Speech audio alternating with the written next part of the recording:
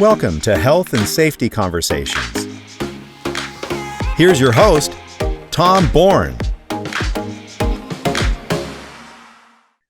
Hi, and welcome to Health and Safety Conversations. I'm your host, Tom Bourne, and with me today is the marvellous Dr. Peter Brace. Peter, how are you? I'm great. Thanks, Tom. Thank you so much for having me on your show. I really appreciate it. Oh, it's our absolute pleasure to have someone of your caliber come on and talk to us today. Peter, I know a little bit about you because of the research I've done, a little bit of research I've done about you, nothing weird or stalkerish or anything like that. But for those who don't know you so far, can you tell us a bit about yourself and your professional journey so far? Well, I've been working for quite a while in technology and processes, and probably about 15 years ago, moved into focusing on human resources. And it's an interesting field because I am very interested in people and the way people work together. My PhD is about what moves people to take action, and so I'm particularly interested in the way that teams work together. So a few years ago, I discovered the concept of psychological safety. It really lined up a lot of the things that I'm interested in and the experience I've had. So decided to really pursue that and go deep into that, which has been very interesting and rewarding for me. Oh dear. Okay, I'm nowhere near that smart, Peter. I only guess at what motivates people, and getting teams to work together sounds good. Psychological safety, though, it's for the last 18 months at least, maybe 2 years, it's been the catchphrase in safety. Okay. What is it? What does Dr. Peter Brace say psychological safety is? And how do we achieve it in the workplace? Well, psychological safety as a concept has been around since the 60s when a couple of guys named Shine and Bennis did some research into what makes teams effective. Also, there's been work done by Google. They did a project which a lot of people have heard of, Project Aristotle, where they looked at nearly 200 teams and tried to find, what is the common factor that makes a good team. And Professor Amy Edmondson, who's at Harvard, she's done a lot of research in this area and continues to do so. So I really would use the definitions that those folks have used. And psychological safety is about the feeling you get when you're working in a group that it is safe to speak up, to share your ideas, even to challenge the way that things are done.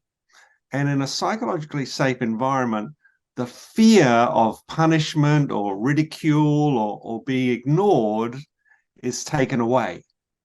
So it's that environment where you feel safe to speak up and share your unique point of view.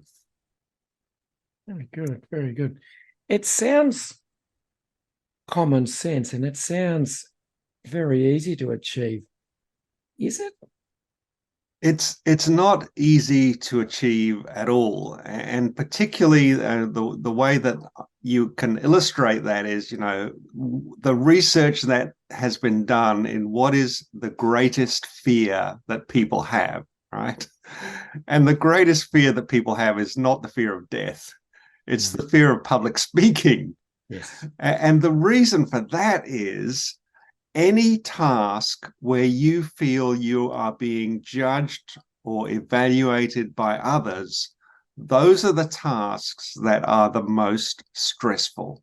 Mm-hmm. And research that looks at the level of, hormones in the blood that indicate stress or arousal, they show that no matter what the stressful task is that you give people, whether it's, mental arithmetic, whether it's mental arithmetic with loud noises, whether it's solving complex problems under time pressure, whatever it is, the group of tasks that stress people out the most are the tasks where people feel that they could be judged by others.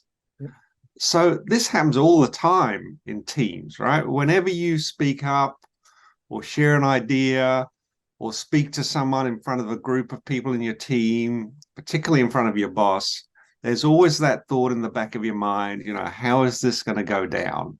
Are people going to laugh at me? Are they going to ignore me? Are they going to think this is a stupid idea? And what psychological safety does, it helps to moderate or remove that fear.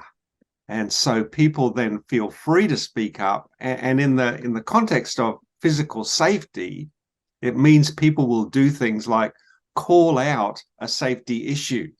They will mention a hazard, whereas in many teams they'd be afraid to do so because they'd be ridiculed, or the team doesn't work like that, so we don't worry about this.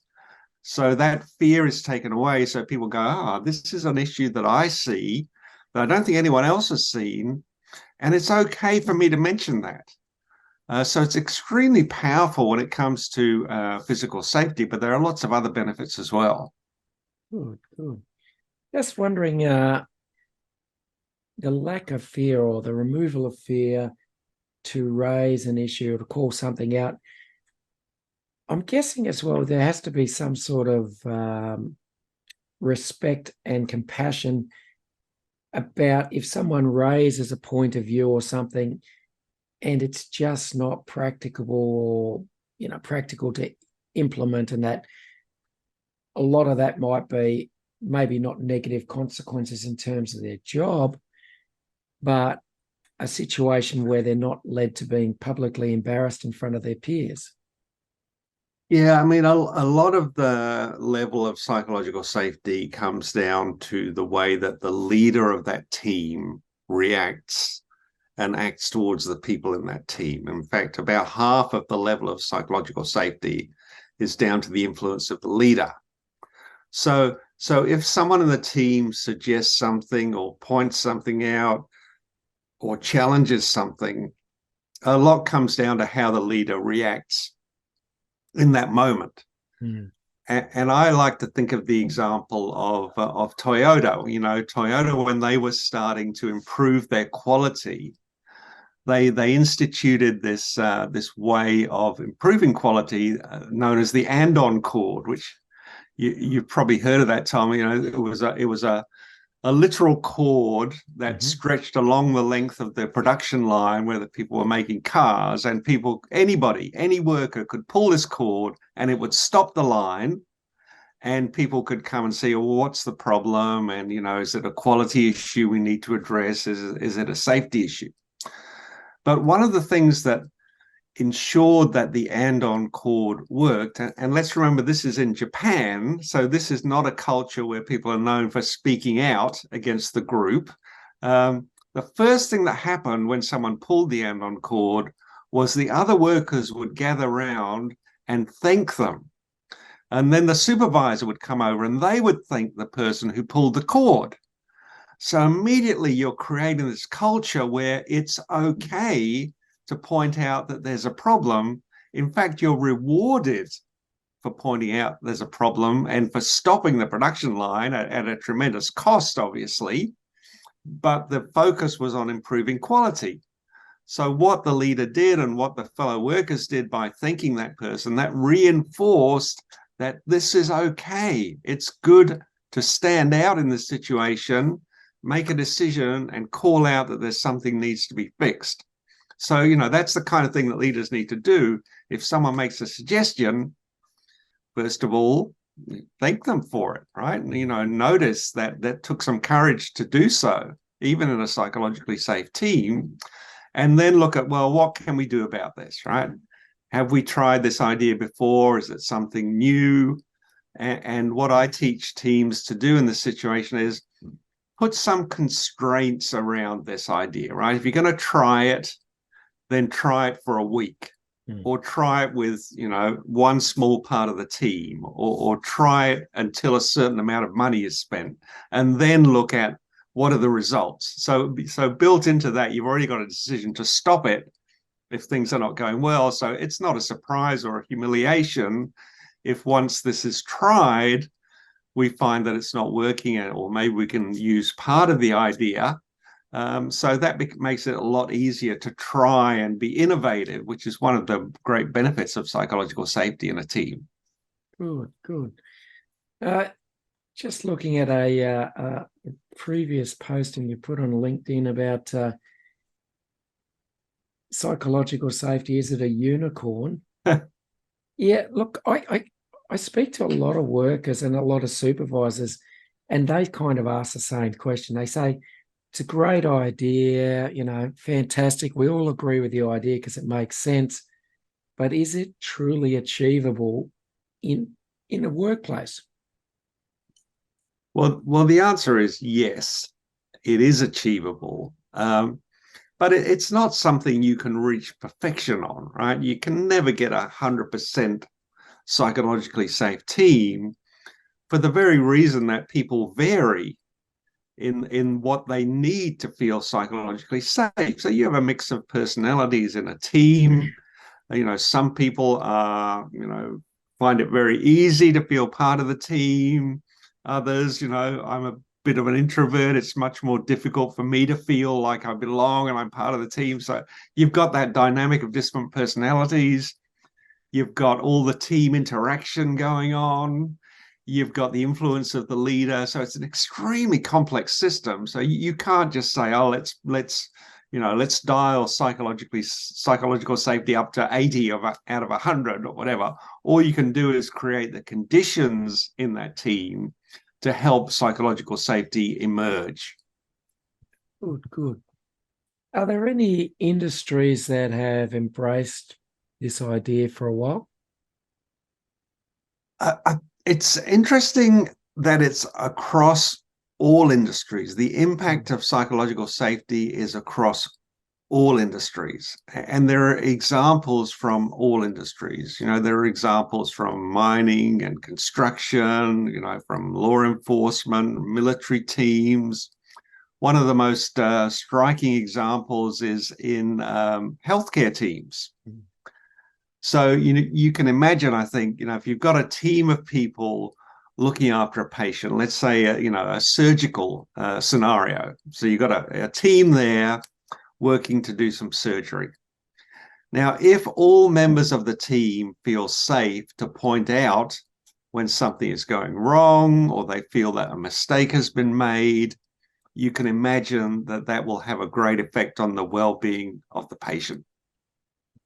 In fact, if we talk about Amy Edmondson, one of her first research projects was into healthcare teams. And her thesis was, look, if the psychological safety is high in a team, they will make fewer mistakes. And that was her thesis. And she went out and gathered the data, and the data came back. She put it through her analysis and found exactly the opposite to what she was expecting.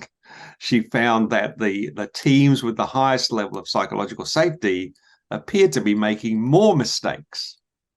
So, she ran the numbers again. Maybe I put it in backwards, right? But that's the same results. But in investigating, what she found was the teams with higher levels of psychological safety were reporting more errors.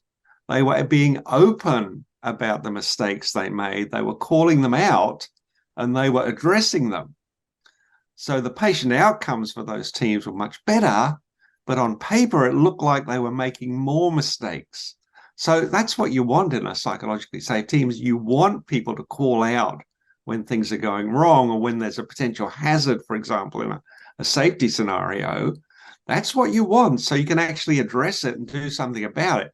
You don't want people sweeping things under the carpet because they're afraid that they'll be ridiculed for mentioning this. Yeah. Is there any type of management styles or management arrangements which are less likely to lead to a psychologically safe workplace? Yeah, the traditional management style that we often call command and control, that is really against psychological safety, because you're micromanaging people, you're telling them what to do, You don't want to hear their ideas. You just want to command them and you want them to do what they're told. All those things will help to destroy any level of psychological safety in that team. One of the factors that helps people feel safe is the level of autonomy they feel in their work. So as soon as you start to micromanage people, people become more anxious. They're more worried about, deviating from exactly what you've told them. And, their focus is on just pleasing you as a leader rather than actually being effective in getting the work done. Yeah. When you were talking earlier about people being stressed by being judged, valued, watched, etc., I wrote down a little note, micromanagement, because that's the perfect scenario for me. I don't know anyone, I don't know any worker that likes being micromanaged, and yet it still happens. And yeah, it's a bit bizarre. I was listening to another podcast not that long ago, and they brought up the case that in some parts of the aviation industry now, they're not referring to the people flying the plane as pilot and co-pilot, but they're saying pilots. So they have the same equivalent ranking so that either can basically take command of a plane if they see a dangerous situation happening, instead of one having to bow to the more senior person. If someone raises an issue, either one can basically take action to prevent disaster. And I went, wow, that's an amazing step, because it's traditionally one of those industries where we have the experienced person and we have the less experienced person, and the less experienced person would be, you would think, intimidated or scared to speak up, even if they knew something was wrong. Yeah, and there are many examples from the aviation industry, cockpit voice recorders, where it was obvious that the co-pilot knew what needed to be done and yet was afraid to speak up about it, and lives have been lost. So, however you create that level of psychological safety, people working in those really critical industries need to have that. And in healthcare, as you spoke, I would suggest that perhaps nurses feeling the inability to speak up to challenge a surgeon or a doctor's point of view might be one of those critical areas as well. Yes, I mean, I spoke to a senior HR person I think he was in China, and he'd been a nurse at one point in his career. He's a Western guy. And he said that he had actually seen situations when he was working as a nurse where nurses were afraid to speak up, and patients died as a result of this because the nurse did not want to challenge the authority of the surgeon. Yep. And particularly in cases where these nurses had come from a developing country, were working in the West. They were highly dependent on having this job to support their family back home, and they just could not take the risk of being ridiculed or even fired because of speaking up against the authority of the surgeon, and the patient outcomes were disastrous. Yeah. One of the other industries I fear fairly dominated by a hierarchical structure, believe it or not, is people working in kitchens. Oh, yes. It seemed to be stereotypical that the chef is this very dominant figure that won't stand to have anything challenged. I'd suggest that might be a bit of an interesting situation to bring in psychological safety, because I think you'd have a lot of work to do.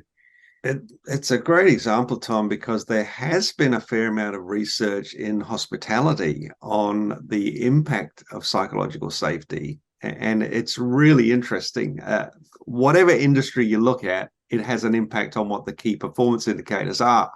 So when you look at hospitality, some of the research shows that recovery from errors is faster in a psychologically safe team in hospitality. So, you take the, the diner the wrong order. In a psychologically safe team, that team is able to recover more quickly. Customers are happier. Yeah. People stay around longer in that industry, which has a notoriously high turnover. But in a psychologically safe team, that turnover is far reduced. So it's really interesting. Whatever the industry is and whatever it is they do, psychological safety seems to help them do it better. Yeah, I can understand it. Just want to go slightly sidetracked there for a second. Command and control, we mentioned that. Is there any benefit of having a command control type management?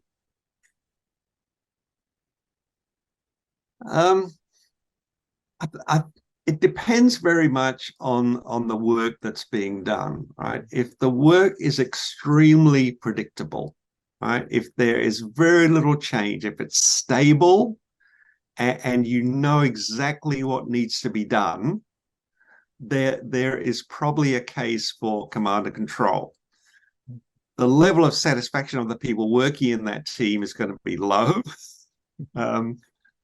The innovation is going to be low, but maybe you don't want innovation in that team. So there is a case for it, but it's not really a sustainable model. One, because people are not going to enjoy working there, so they're probably going to be always on the lookout to go somewhere else. And the second thing is, are there any industries today that are stable and that are not subject to constant change? It's really hard to think of any, isn't it? Yeah, true. In any organization, and I think you've answered this, but I'll just try it anyhow.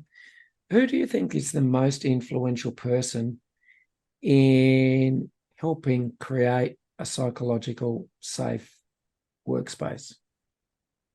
Well, the data shows that around half the level of psychological safety is down to the immediate supervisor of the team.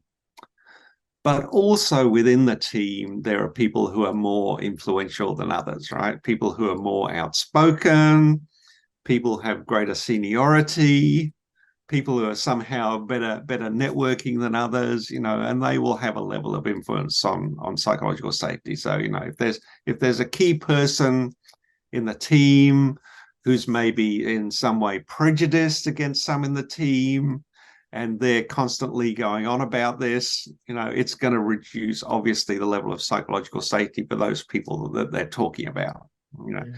You often see this in some industries where people are very denigrating about the LGBTQ plus community, right? People in those teams are not going to reveal they're part of that community because they'll feel unsafe. And that feeling of, a lack of safety will translate to other areas of the workplace too. So they're less likely to speak up about, say, a hazard or an idea that they have because they're not going to feel that they belong in that team.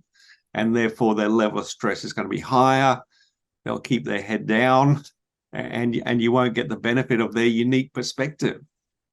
Yeah, absolutely. All right. We know some of the benefits. You've spoken of some of the benefits of having a psychologically safe workplace. I know in a lot of organizations, there are people, I won't call them the bean counters, but they basically look for anything that's measurable. Yeah. Is a psychologically safe workplace, the benefits, are they actually measurable in any way or shape or form? Well, there's two ways to look at that.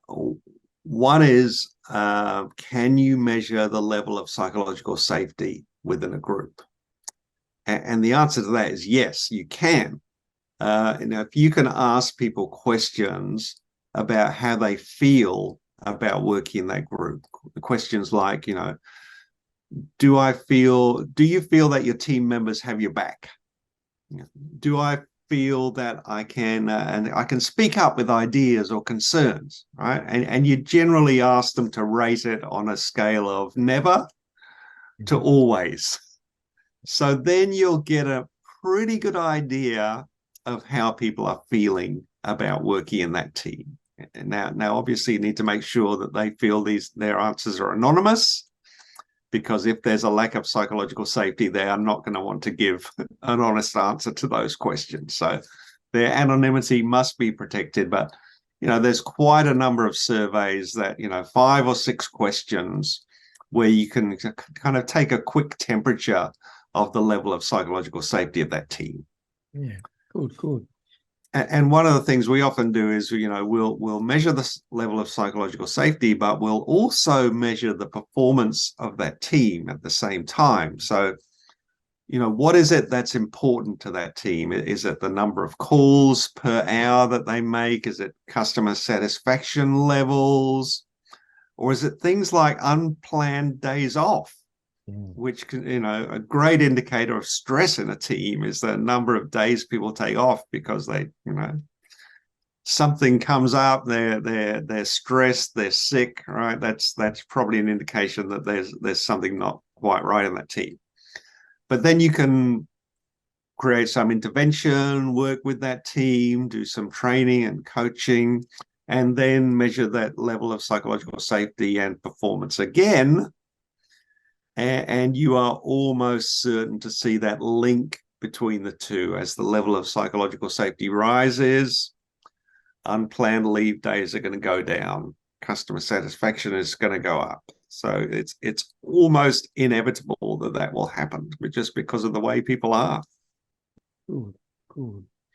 All right. You've done extensive work in human resources, and anyone who does human resources I admire, because I feel like it's where angels don't tread, and I don't think there's a lot of reward, like as in thanking human resources for many things that they have to manage, shall we say. But some things I've seen some people say about psychologically safe, does it create an environment where basically we've gone from perhaps a conservative, respectful culture where people are too scared to speak up about anything to basically a free-for-all where people can say whatever they want, regardless of the fact it may offend groups within the workplace? Great question, Tom. And I guess there are a couple of things there. One is that a psychologically safe workplace shouldn't be a conflict-free workplace. And if you have a workplace that's totally free of conflict, it may be an indication that everyone's too scared to speak up. So you do want people to feel free to share their ideas, to raise their concerns, right? And that is inevitably going to cause some level of conflict or tension. But in a psychologically safe team, you also need to have that respect there as well, right? And that's part of what we do when we talk about what psychological safety is. It's not a lack of respect. It's not a free-for-all where you can say anything you like. Part of psychological safety is respecting and listening to the viewpoint of others. So, if you are creating that atmosphere in your team where the value of everyone in that team is respected, because of the job they do, who they are, their strengths that they bring to the team, you are far more likely to have an atmosphere of respect where people do listen to one another. So a concern is raised, but the problem is when that concern is ignored or ridiculed. If that concern is listened to and taken seriously and discussed, the team can only benefit from that. Good. Excellent. All right. Just on that, you do a lot of training for people and organizations about psychological safety. Is there a right and a wrong way to speak up in a psychologically safe environment? Well, what you want what you want to try and do is recognize and respect that people have different ways of communicating. Some people are very articulate. They can say what they think, and they can put it in a few words. They can explain it clearly. Other people take a lot longer to think about things, but they may have just as good an idea. Some people, to save their life, would not speak up in front of a group, but they might also have a great idea.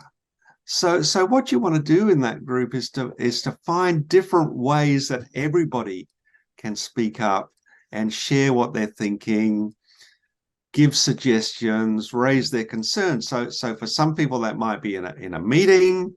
For others, though, they might find that so much easier if they were to put it in writing. And if you're running a meeting, make sure you're getting input from everybody. So that may be talking to the person beforehand and saying, I know you don't like to speak at meetings. That's fine. But if you've got an idea about a point that we're going to bring up, and here's the agenda, just send me a note beforehand and I'll raise it on your behalf. And you can even say things like, look, if people hate the idea, I'll say it was mine. If they love it, we'll give you the credit. Right? Very good. And you can even do things like, particularly in the Asia Pacific region, many cultures there, it's really hard for people to speak up in front of their boss. And the last thing they want to do is challenge them in any way. So one of the things you can do is to get the leader of the team to assign someone every week to be the person that raises a contrary idea. So, Joe, this week, whatever comes up, I want you to challenge it. Right? And please do that for me. That's what you're saying to this person, as the leader of the team. And next week, it's going to be Judy who does that. So you're not singling out anyone, but you're creating that atmosphere where people see what happens when you speak up, and it's positive, right? So you think that, that's a great idea. We should think about it. I'm glad you brought your perspective to this. No one else thought of that. Well done, right? So now we start to see, okay, it's all right to challenge the boss and to raise ideas. It doesn't cause a disaster. So it becomes part of what the team does, part of changing the culture of that team. Excellent. I think you've kind of answered it, but this is a question from my lovely wife who's facing her management, who are curious about everything psychological safety. They've heard the words and they don't know anything about it. And it's a good question. It's how do you start conversations with your people about creating psychological safety in the workplace?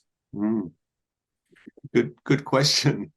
And I think one of the things you have to do is to tell everybody that this is what you're looking at. So, every workplace, normally they get everyone together every now and again, sometimes they call it a town hall meeting or whatever it is, right? So at one of those sessions, just let people know, this is psychological safety. This is what it means. This is why it's important. We're starting to look at this as an organization, and we're starting to explore how we might improve it. So what you're doing is being open, you're being transparent. You can even be vulnerable and say, this is new for us.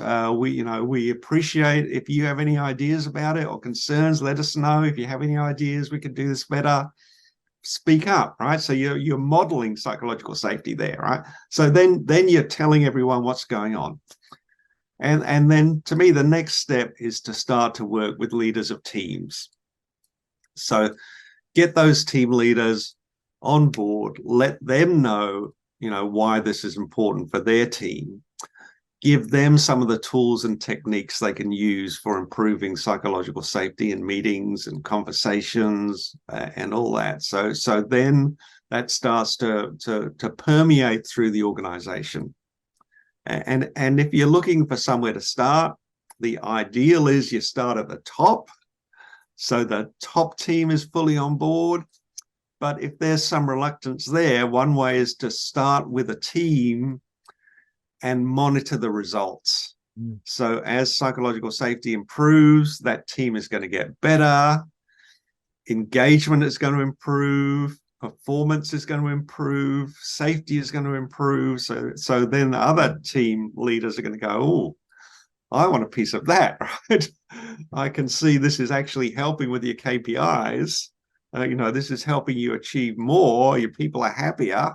What's going on?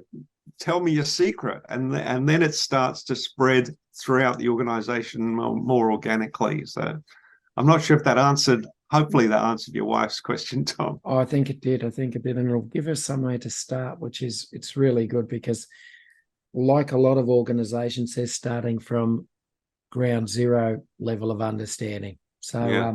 That's good. All right. Human Capital Realisation. What is it, Peter, and what does it do?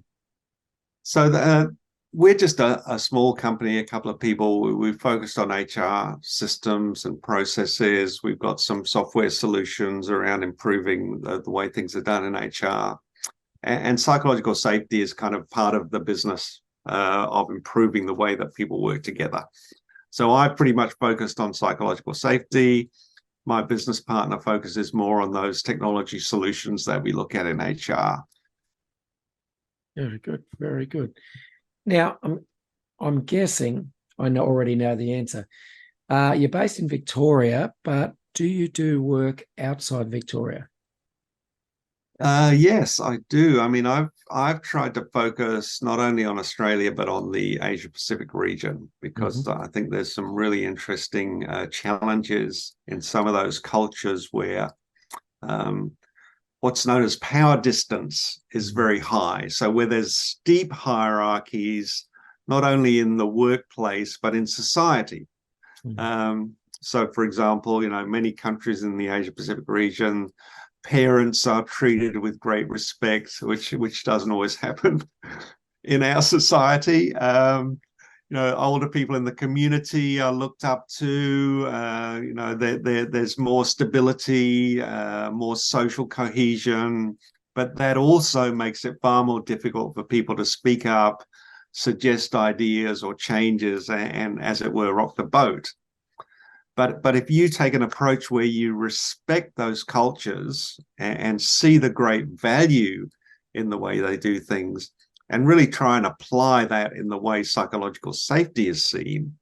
So, you're just extending the concept of respect, which is really well known and understood in those cultures, and just saying, there's respect is not just flowing one way, as in up to the boss, it needs to flow across and it needs to flow down as well. And again, when people see the results of this and particularly as new generations come into the workplace with different expectations as to how work is going to be, that really helps as well. Yeah, excellent. All right. If I was a business and I wanted to reach out to you for help, or both in psychological safety or human resources solutions, how would I go about getting in touch? LinkedIn is probably the best place to go at the moment, because I do a lot of work on LinkedIn, because I think, as you mentioned, Tom, there is a lot of people who want to know more about psychological safety, who are seeking to understand what it is, where does it fit in. It's not just protection from psychological harm. It's a lot more than that, and it has great value. So I'm trying to get the word out, as it were, and let people know why this is so important. So if people look for me on LinkedIn, Peter Brace, they'll find me and send a message that way. That's probably one of the best ways, I think, to reach out. Excellent. Just one more question before we might call it a day, Peter. Has psychological safety always been something that workplaces should have, or is it just because the legislation's changed recently that we're even talking about this? It's a great question. I look at something that you might not think about in this. One of the oldest pieces of art in the world that's about 40,000 years old. It's in Sulawesi, in what's Indonesia. I mean, we have older art than that in Australia, but this example is particularly interesting in that it shows a group of people hunting an animal. So in other words, it's a team, right? Because a team is a group of people that comes together for a particular purpose. And the painting is quite interesting because the people are shown with different characteristics. Like one person has a head like an eagle, another person has legs like an antelope, right? So they're kind of mixtures of people and animals. And archaeologists believe that what is being shown there is that it's showing the characteristics of people in this team. So there's one person who has amazing vision. You know, he can see the animal that needs to be caught. Another person has great speed at running. So, you know, they're able to catch the animal. Other people obviously have skills with spears. So what it is, it's a diverse team. It's a team with different abilities that has come together to actually execute a project. In this case, it's feeding the family or the village, right? So we're alive today because our ancestors learned to work in diverse teams. And you only get the value of diversity when people feel safe to bring and show their unique strengths within that team. So it's something that's been around for a very long time. And I think when we got into mechanizing work and treating people instrumentally at work and creating factories, we kind of lost sight of the value of people being able to bring their unique perspective and strength to a group, which is what we now call psychological safety. So to me, it's something that's always been around. It's always been necessary. It's always been beneficial. And it's not just about feeling good and comfortable and engaged and safe at work. It's about getting a job done well and you know, finding joy in it at the same time. So to me, it's a really, really important quality of a team. Good. Dr. Peter Brace, it's been an absolute pleasure speaking to you this evening. I really do thank you for coming on and sharing your wisdom and experience. And I look forward to speaking to you again soon. Thank you so much, Tom. Great to talk to you. I loved your questions and look forward to another conversation before too long. Thanks for listening to Health and Safety Conversations with Tom Bourne. Until next time, stay safe and enjoy the rest of your week.